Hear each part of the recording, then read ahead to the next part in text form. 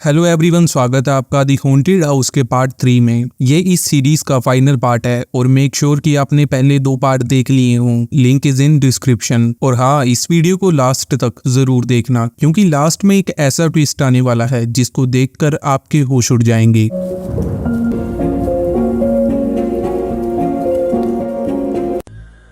रोहन की आंख खुलती है और वो खुद को एक कमरे में पाता है। वो जैसे ही उठता है तो सामने उसके चाचा बैठे हुए थे। कुछ देर तो उसके चाचा उसे घूरते रहते हैं और फिर वो रोहन से कहते हैं कि तो अच्छा, उसने तुम्हें भी अपना शिकार बना लिया। आगे से रोहन जवाब देता है कि चाचा जी, आप यहाँ, ये मैं कहाँ पर आ गया और वो जला हुआ आदमी कहाँ पर है। उसके चाचा रोहन को कहते हैं कि वो कोई जला हुआ आदमी नहीं है, बल्कि वो एक प्रेत आत्मा है। मैं खुद को काला जादू का बहुत बड़ा विद्वान समझता था। मैंने कई आत्माओं को अपने काबू में किया है, लेकिन जैसे ही मैंने इस आत्मा को अपने काबू में करने की कोशिश की तो पता नहीं कैसे इसने मेरे मंत्रों के सारे बंधन तोड़ दिए और मेरे शरीर से मेरी आत्मा को निकालकर अपने पिंजरे में रख लिया। रोहन अपने चाचा से पूछता है कि ये आत्मा है किसकी। आगे से चाचा जवाब देते हैं कि ये आत्मा एक रघुराज नाम के व्यक्ति की है। रघुराज को उसकी पत्नी ने जलाकर मार दिया था, वो भी जिंदा। ये आत्मा पूरी गुस्से से भरी हुई है, इसके अंदर बदले की आग है। ये आत्मा ना ही किसी के काबू में आना चाहती है और ना ही कोई इस आत्मा को काबू कर सकता है। रोहन पूछता है कि तो हमारे बचने का कोई रास्ता नहीं है। चाचा आगे से जवाब देते हैं कि रात के 3 बजे के बाद यह आत्मा अपनी शक्तियां खो देती है और उसी समय हम इस पिंजरे से बाहर निकल सकते हैं और वापस अपने अपने शरीर में समा सकते हैं। रोहन अपने चाचा को नहीं बताता कि उनका अंतिम संस्कार हो चुका है, यानी उनका शरीर जल चुका है। खैर, दूसरी तरफ हम सिद्धार्थ को देखते हैं। वो वापस उसी घर में आ गया था। वो जैसे ही घर के अंदर घुसता है तो देखता है कि सामने रोहन का शरीर पड़ा हुआ था। वो रोहन को उठाने की काफी कोशिश करता है, लेकिन रोहन आगे से कोई जवाब नहीं देता क्योंकि उसके शरीर में उसकी आत्मा मौजूद नहीं थी। इतने में उसके पीछे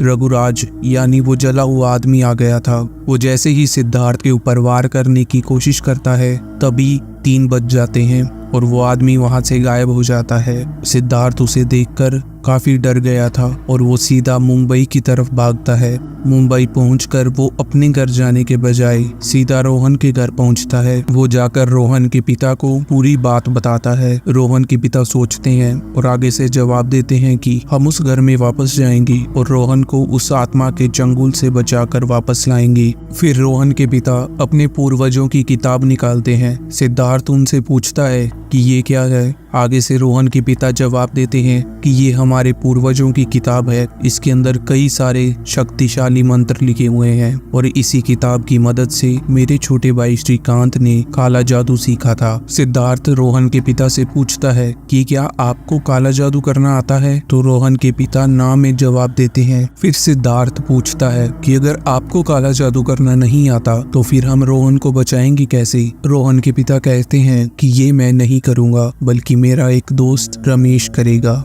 रोहन के पिता रमेश को फोन करते हैं और पूरी बात बताते हैं और कुछ ही देर के बाद रमेश वहां पर पहुंच जाता है। रोहन के पिता सिद्धार्थ से कहते हैं कि तुम इनको पूरी बात बताओ और फिर सिद्धार्थ रमेश को पूरी बात बताता है और फिर आगे से रमेश कहते हैं कि जब वो गायब हुई तो तब क्या 3 बजे हुए थे, और सिद्धार्थ हाँ में जवाब देता है।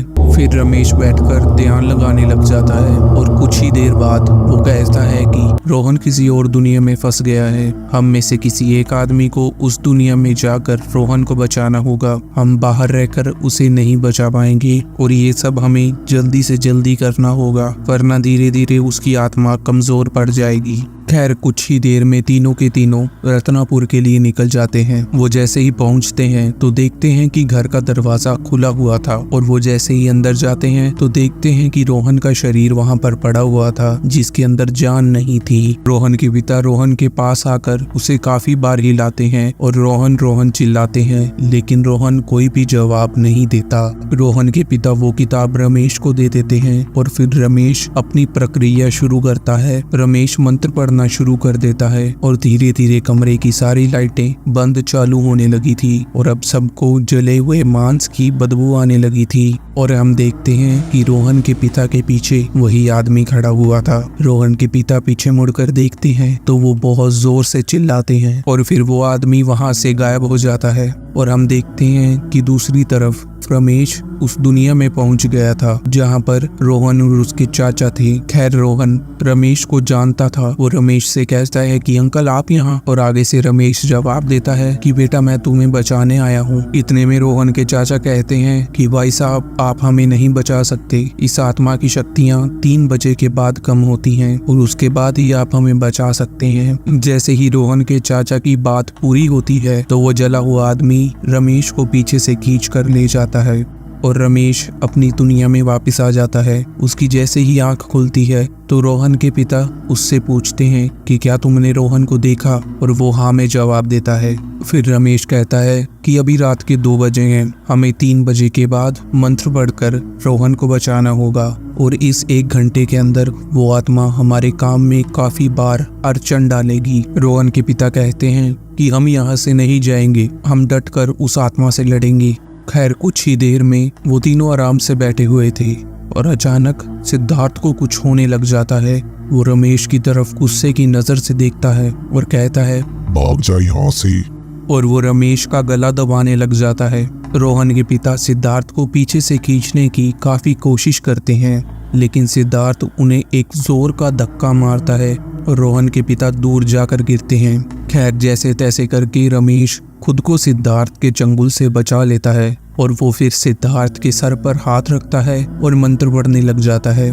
धीरे धीरे सिद्धार्थ वापस नॉर्मल हो जाता है। होश में आने के बाद उसे कुछ भी याद नहीं था। खैर अभी भी 3 बजने में काफी समय बाकी था और वो आत्मा अभी और वार भी कर सकती थी और अगले कुछ टाइम शांति रहती है। फिर अचानक वो आत्मा बाहर से तेज तेज भागती हुई आती है और रमेश के मुंह पर जोर से मुक्का मारती है। उसके इस वार से रमेश काफी दूर जाकर गिरा था और फिर वो आत्मा वहां से गायब हो जाती है।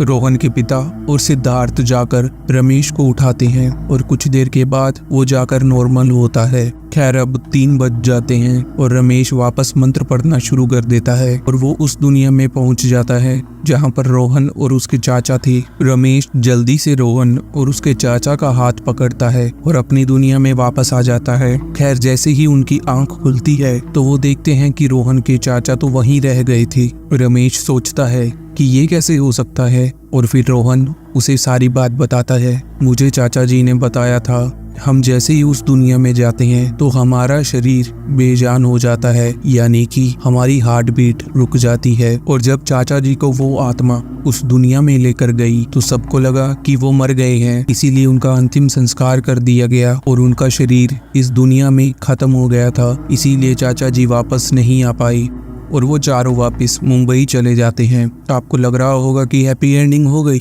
लेकिन आप ये सीन देखिए। दूसरी दुनिया में रोहन के चाचा ने उस जले हुए आदमी को पकड़ा हुआ था और वो उससे कहते हैं कि तुझे एक काम ढंग से करने को कहा था, वो भी तुझसे नहीं हुआ। वो आत्मा कहती है कि तुमने ये खेल क्यों रचा, जिस पर रोहन के चाचा यानी श्रीकांत जवाब देते हैं कि मैं 12 साफ दिल लोगों की आत्माओं को बंदी बनाकर इस दुनिया को जीतना चाहता था और रोहन की आत्मा मेरी लिस्ट की आखिरी आत्मा थी, लेकिन तेरी बेवकूफी की वजह से वो मेरे हाथ से निकल गया। Thank you. अगर आपने वीडियो को यहाँ तक देखा, make sure to like, subscribe and share, क्योंकि एक वीडियो बनाने में काफी मेहनत लगती है।